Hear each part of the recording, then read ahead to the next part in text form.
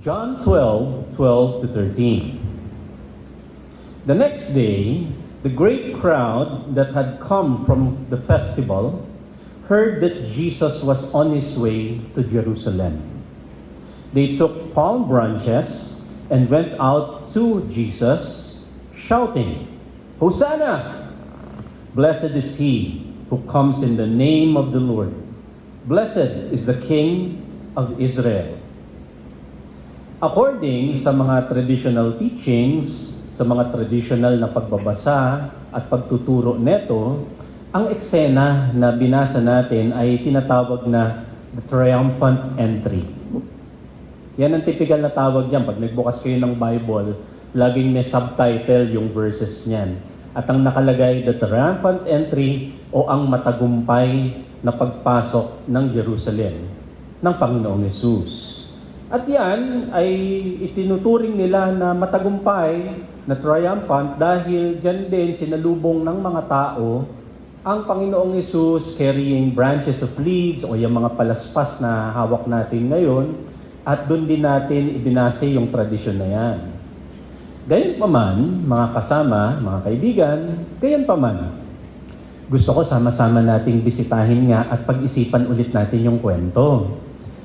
Kasi ang kailangan nating pag-isipan, ang kailangan nating tukuyin, if Jesus' entry into Jerusalem was indeed triumphant, why was Jesus mocked and killed by everyone in less than a week?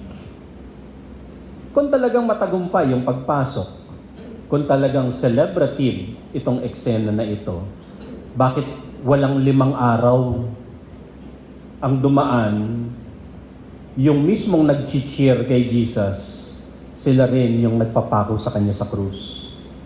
This is according to traditional sources. Only 5 days has passed between Jesus' entry and his crucifixion. 5 araw lang yung lumipas dito. What can we reflect upon and learn from this part of Jesus' ministry? Nasaan talaga yung tagumpay na tinuturing dito? How should we see victory? If there is a real victory, how should we see the true victory in light of this story? Ito ang aking paanyaya sa lahat. Kasi taon-taon, pinanganak at tumanda na tayo sa mga tradisyon na ito. Sabi ko nga, official holiday siya. Pero napag-isipan na nga ba natin ng gusto? Nasaan ang triumph doon sa triumphant entry na tinuturing? We give the shared reflection a title, Liked, Shared, Cancelled, and Crucified. A review of Jesus' triumphant entry to Jerusalem. Halina at bagtasin natin ulit yung kwento. Babasahin ulit natin itong tagpong ito using the Pinoy version for better emphasis. John 12:12 to 15. Kinabukasan, maraming pumunta sa piyesta ng Passover. So yung palang plotting na ng kwento. Maraming tao kasi magse-celebrate ang Judea, ang Israel, ng Passover feast nila. Ngayon, nabalitaan nilang dadating si Jesus sa Jerusalem. Kaya kumuha sila ng mga palaspas. At sinalubong nila si Jesus habang sumisigaw ng Praise God! Pinagpala ang dumadating sa pangalan ng Panginoon, ang Hari ng Israel. Hosanna, sabi pa nila sa kanilang local language. Nakakita si Jesus ng donkey at sinakyan ito tulad ng nakasulat sa Scripture. Take note, base sa nakasulat sa Scripture, hindi base sa expectation ng mga tao. Sabi pa, huwag kayong matakot, bayan ng Zion. Parating na ang hari nyo na nakasakay sa donkey. From the crowd's point of view, they were expecting and cheering for a political leader, a political liberator who would end the Roman Empire's colonization of Israel.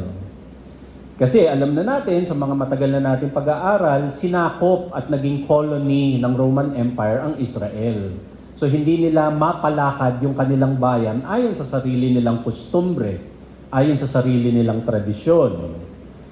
Kaya gustong-gusto ng mga Israelites, ng ancient Israelites, na mapaalis ang Roman Empire at ang kanilang mga authorities. And from their point of view, yun yung inaasahan nila. Yun yung ipinag-cheer nila. Sa wakas, matutupad na ang mga predictions na darating ang liberator natin. And this is not the first time na nangyari ito. Maraming mga eksena sa kwento ni Jesus, laging yun ang pagtingin ng mga tao, ng mga ancient Israelites sa locality, kung sino si Jesus. Kagaya sa Luke 19:11. The crowd was still listening to Jesus as he was getting close to Jerusalem.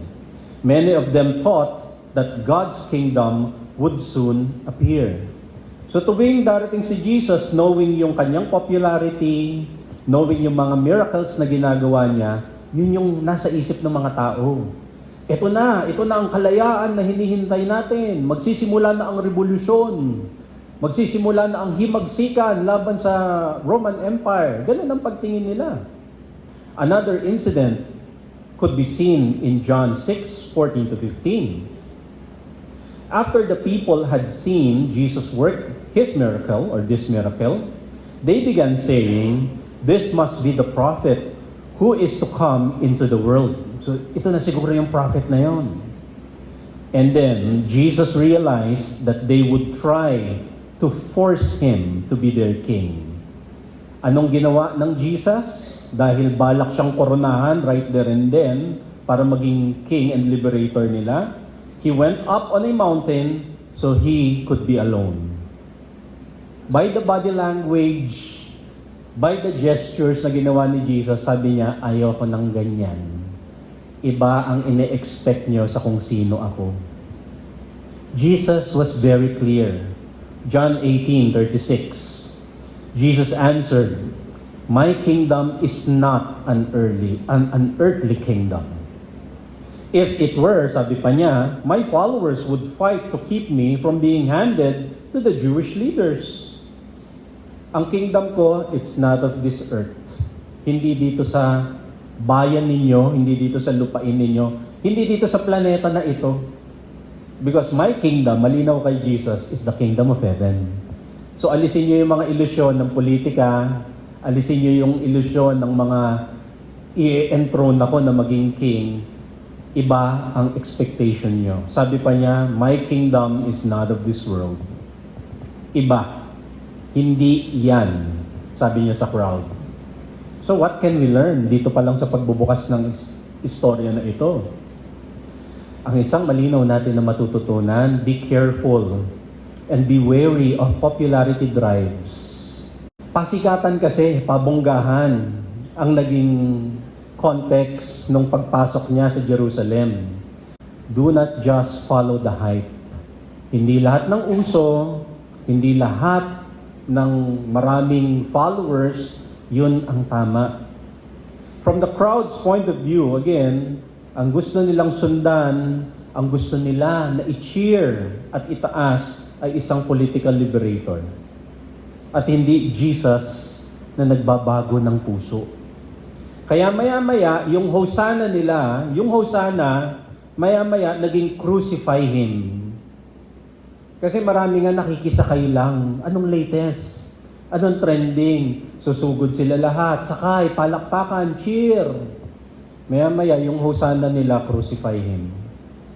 Yan ang delikado sa mga popularity drive. Kaya, huwag sakay ng sakay sa mga popularity contest. And especially in the church. The church should never be caught in the popularity contest. The church should be a place of rest. The church should be a place of the mission of Jesus, to serve others and to give others rest. Popular Christianity can be a trap.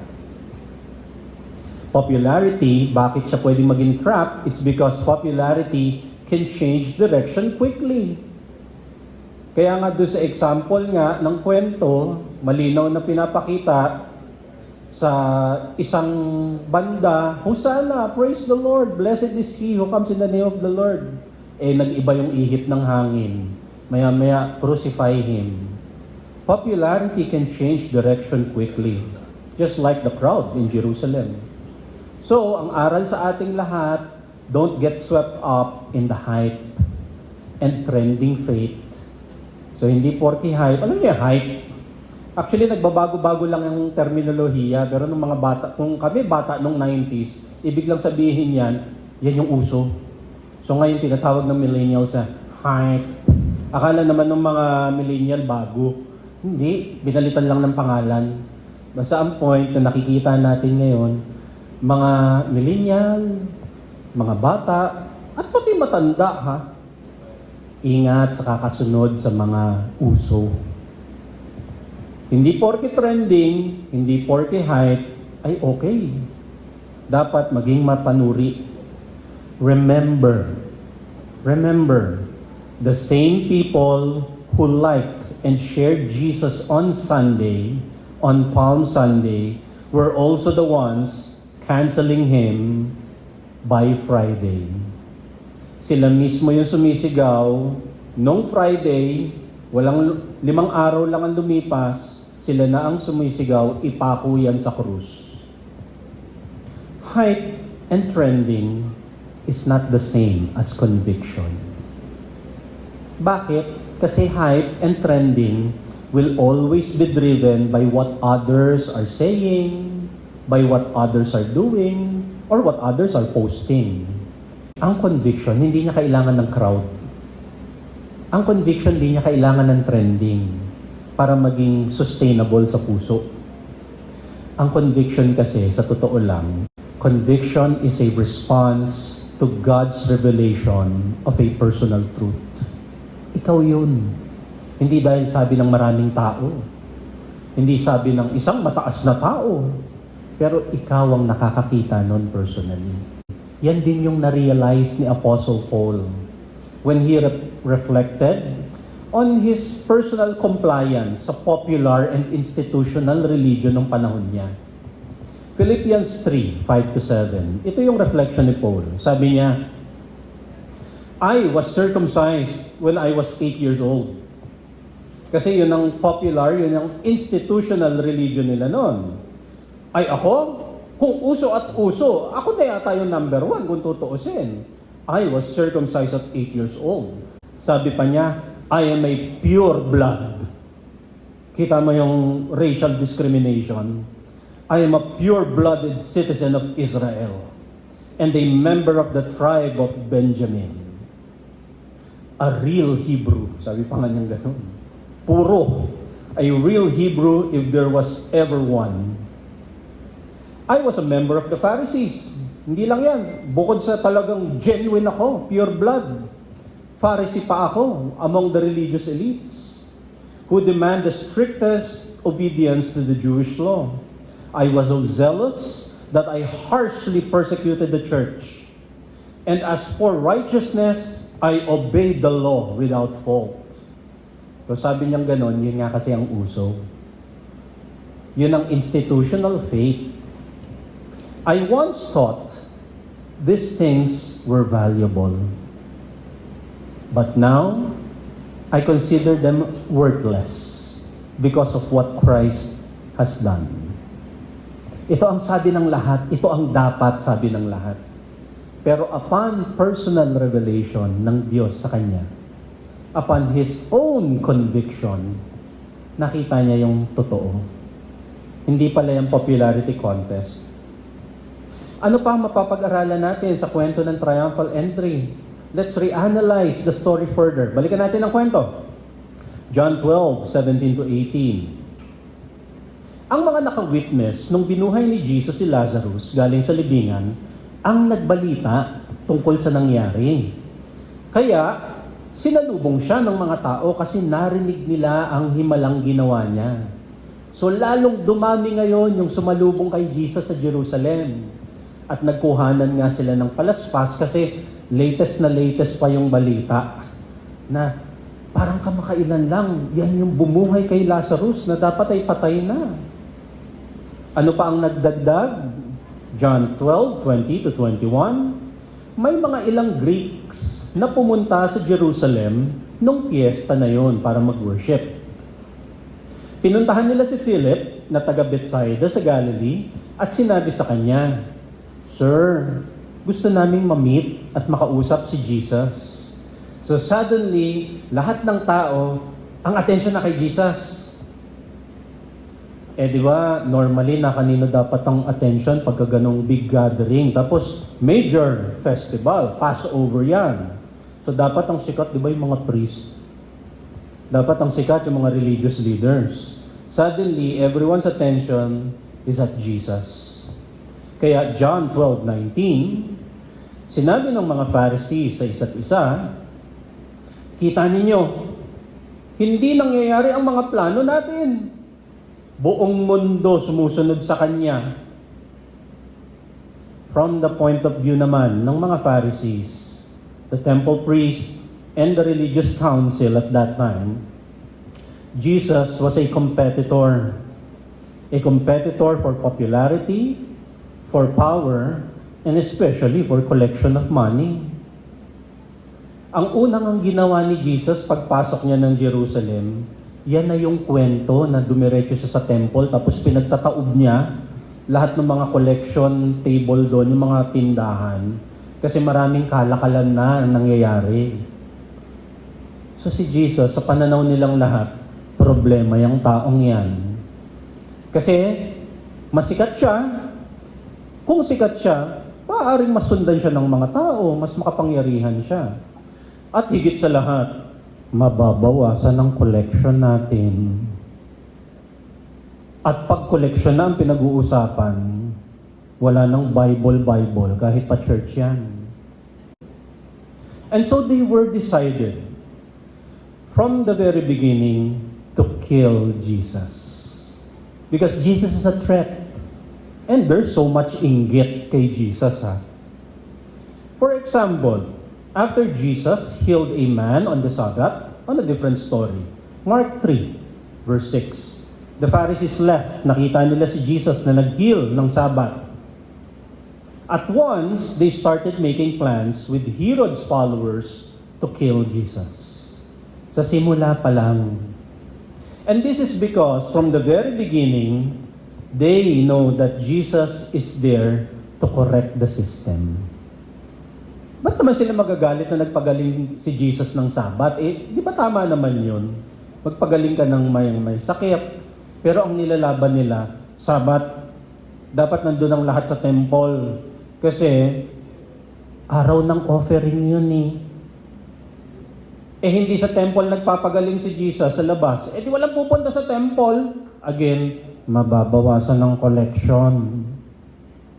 Kaya galit na galit ang mga religious leader kay Jesus. And they know and they understand that Jesus will end these oppressive ways of the Jewish religion. Alam nila. John 11:47 to 48. Then the leading priests and Pharisees called the high council. Nagpatawag talaga ng high council or the Sanhedrin together. Sabi nila, so nangyayari na yung pagpasok ni Jesus. What are we going to do? Sabi nila. They asked each other, "This man certainly performs many miraculous signs.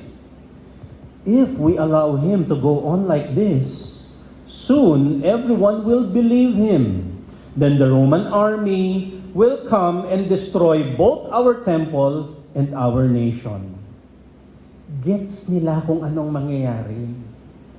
Pag naging mas sikat si Jesus, siya ang papaniwalaan ng tao, hindi na bibilhin ng Roman Empire yung ating effect na tayo ang official religion ng Israel. Bakit tayo magiging official religion hindi na sumusunod sa atin yung mga tao? So pag nakita yan ng Roman power, ng Roman government, tatapusin tayo. Again, mawawala ang popularity, mawawala ang power, mawawala ang money. There's so much at stake for them. Ito pa ang pansinin natin. Uy, alam niyo itong kwentong ito, nasa Bible ha, para kayo nagtatakang lahat na kinikwento ko ngayon na ganyan yung nangyari. Pwedeng balikan, nandyan yan for so long. May Tagalog version nga lang, kaya mas masarap basahin. But I encourage you, go back to the story. Nakikita nyo sila mismo, alam nila kung ano yung ministry ni Jesus, kung ano yung ginagawa ni Jesus, at yung pagmamatigas nila, alam nila yun. Eto pa, parang chismax talaga ang dating, no? Eto pa, mga Mars, at Pars. John 11:50 to 53. So, nag-assemble, right? Nag-assemble yung High Council, the Sanhedrin. Kada taon, pag may Passover feast na ganyan, major celebration, because Passover is a celebration ng pag-alis nila sa Egypt. Yung pinaka-high priest nila na naka-assign that year, ito ang sabi, "It is better for one man to die for the people than for the whole nation to be destroyed." Mas mabuti na mamatay ang isang tao kaysa gibain ang ating institusyon. Hayaang mamatay ang tao na yan. Yun ang sinasabi. But you don't realize this. Caiaphas, siya yung tinutukoy ko na high priest. As that year's high priest, he was really prophesying that Jesus would die for the Jewish people.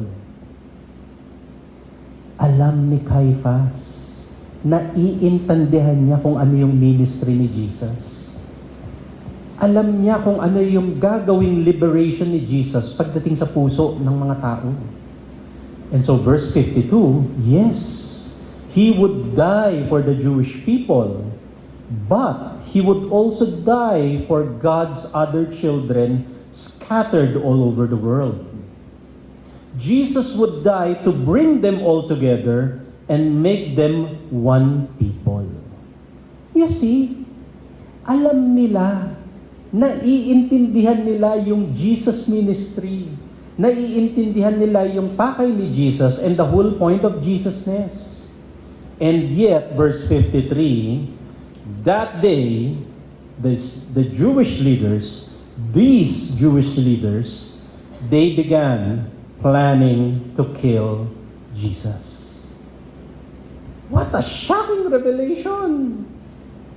Alam ni High Priest, alam ni Caiaphas, alam ng High Council ng Sanhedrin yung lalim ng ginagawa ni Jesus. Gayon paman, pinili nilang protektahan ang institusyon kaysa sundin ang kalooban ng Diyos. They were part of this very big conspiracy to kill Jesus. Caiaphas and the Sanhedrin clearly saw and understand that Jesus' message was fundamentally incompatible with their Jewish religious system. Nung pumili sila at nagdesisyon sila, ang pinili nila yung Jewish religious system, patayin si Jesus. Again, I invite you, brothers and sisters, balikan niyo yung kwento. Alam nila, hindi yan yung, ay, saluggat pala yung napatay natin. Sorry. Next time. Hindi siya ganun. Intentional yung ginawa nila. Ano ang mga matututunan natin dito? Ang na-realize ko dito, alam nyo, there will always be those who will resist the message of Jesus. Meron at merong mga tao na kahit ang linaw na sa kanila, maraming dahilan. Kagaya ng mga religious leaders ng unang panahon. Pwedeng traditional thinking. Ayaw ko na magpalit, sarado di kandado na ako. Dati ang sinasabi natin, sarado di kandado yung ibang religion, yung ibang denomination ng Christianity. Ngayon, ang talagang sarado di kandado na yung mismong Christian. Sarado di kandado di Kristiyano. Whereas the living word is very dynamic at ang dami-dami pang pag-aaralan.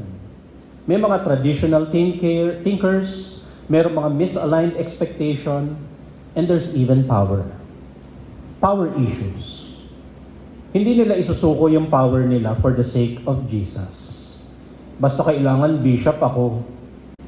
Ano ngayon sa atin yun? Dapat mas makita natin ngayon, mas maging mapanuri, mas maging critical tayo, not to let religious leaders manipulate and monopolize our personal relationship and connection with the Most High God. Oo, may mga leaders, oo, may mga speakers at teachers, pero hindi yun papalit dapat sa inyong personal na pakikitungo sa inyong personal na relasyon sa Diyos. Colossians 2, verse 8, sabi ni Apostle Paul, make sure no one controls you. They will try to control you by using false reasoning that has no meaning. Their ideas depend on human teachings. They also depend on the basic spiritual powers of this world. They don't depend on Christ. 1 Timothy chapter 2, verse 5, remember mga kapatid, there is one God and there is one mediator between God and mankind. That man is Jesus Christ. One mediator, dapat direkta. Dapat personal kayong nakikiconnect sa Diyos. John 12:20 or 16 to 19. Hindi pa ito naiintindihan ng mga disciples noong una. Pero nung binuhay si Jesus sa kaluwalhatian niya, naalala nilang ganun nga ang sinabi sa Scripture tungkol sa Kanya at yun nga ang nangyari. We must be clear in our hearts about which Jesus are we following. Ask God to personally introduce you to Jesus. Not the convenient Jesus based on personal motives or demands or convenience. Not the popular Jesus that others compel or pressure you to recognize. Kailangan ikaw mismo ang makakilala kay Jesus ayon sa pagpapakilala ng Diyos mismo sa iyo. Jesus made this distinction with Peter. Naalala niyo itong kwento na ito? Well, alalahanin natin. Matthew 16:13 to 17. Jesus went to the area of Caesarea Philippi and he said to his followers, who do people say I am? Tanong-tanong si Jesus. So ano sabi ng mga tao? Sino raw ako? The disciples answered, some say you are John the Baptizer, others say you are Elijah, and some say you are Jeremiah or one of the prophets na maaaring na-revive. Then Jesus said to his followers, and who do you say I am? Simon Peter answered, you are the Messiah, the Son of the living God. And then Jesus answered, you are blessed, Simon of Jonah. No one taught you that. My Father in heaven showed you who I am. Kaya dapat kanya-kanya. Keep hold of your own access key to the knowledge and relationship of the Most High God. Keep your own. Practice direct access.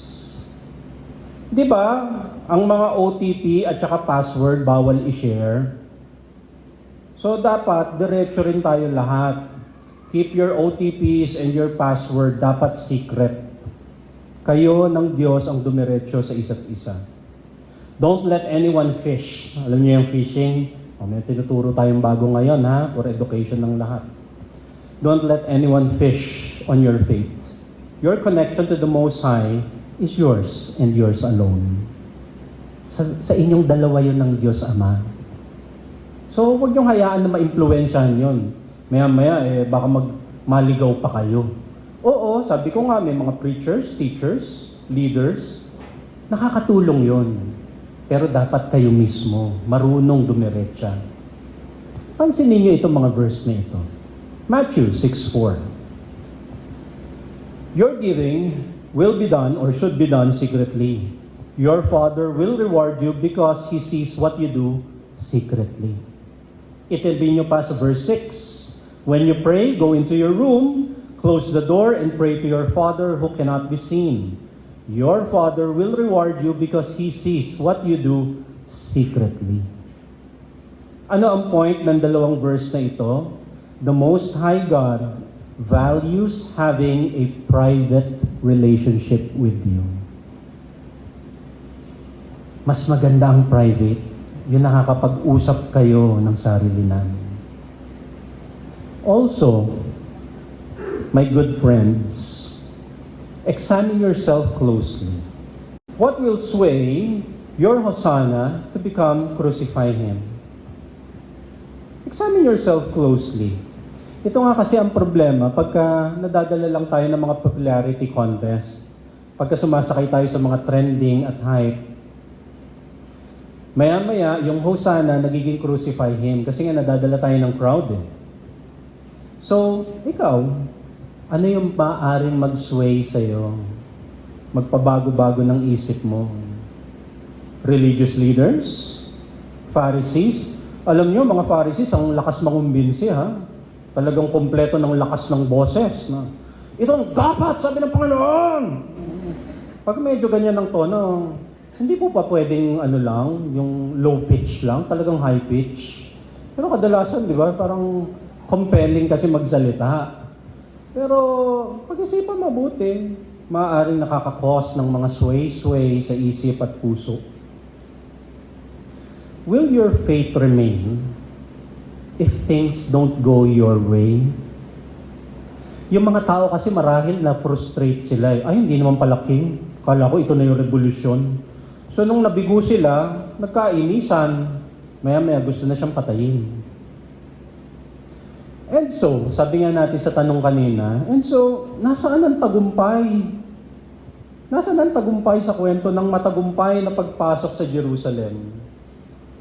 Alam niyo, ang totoong tagumpay, pag pinag-isipan natin, ang talagang tagumpay dito ay nandoon sa katotohanan, higit sa tradisyon. Habang ang lahat ay naghahanap ng babago sa kanilang politika, ang pinandindigan ng Panginoong Hesus ay yung pagbabago ng kanilang puso. Ang talagang pinanindigan ng Panginoong Hesus ay yung kanyang mensahe ng kapahingahan at kalayaan para sa mga tao.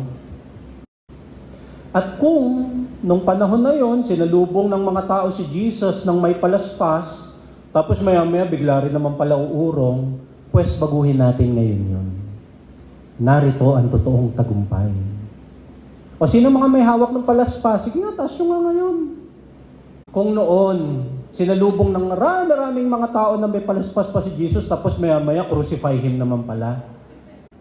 Ngayon, salubungin natin si Jesus gamit yung mga palaspas na yan bilang sagisag ng ating paninindigan na hindi tayo uurong, tayo ay magtatapat, tayo ay maninindigan sa tunay na diwa ng makahesus. Yun ang matagumpay na pagpasok ni Jesus sa ating mga puso. Sa pangalan ng Panginoong Hesus.